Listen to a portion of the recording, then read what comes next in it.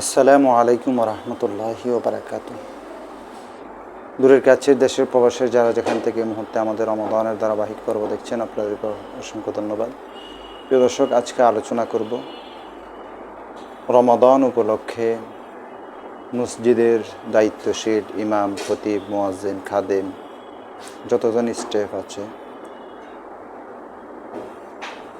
তাদের জন্য রমাদানের যে হাদিয়াটা উত্তোলন করা হয়, সেই হাদিয়াটার ক্ষেত্রে মসজিদ কমিটি যদি কোনো ধরনের হস্তক্ষেপ করে,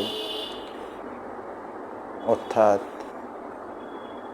খতিব, ইমাম, মুয়াজ্জিন, খাদেমদের কিছু টাকা দিয়ে কালেকশনের মধ্য থেকে কিছু অঙ্ক দিয়ে আর বাকি টাকা মসজিদ নির্মাণ, মসজিদ সংস্কার, মসজিদের মাইকিং, যে কোনো কাজ হতে পারে, সেক্ষেত্রে ব্যবহার করা যাবে না।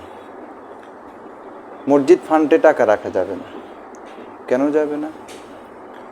কারণ দাতা যে উদ্দেশ্যে দান করেছে, দাতাদের থেকে যে উদ্দেশ্যে এই হাদিয়াটা উত্তোলন করেছে, সেটা কোনোভাবেই মসজিদের জন্য বলে নাই, বরং বলেছে তারাবির হাদিয়া হোক অথবা রমাদানের বিশেষ কালেকশন হোক, সেটা শুধুমাত্র মসজিদের দায়িত্বশীল যারা আছে তাদের জন্যই উত্তোলন করা।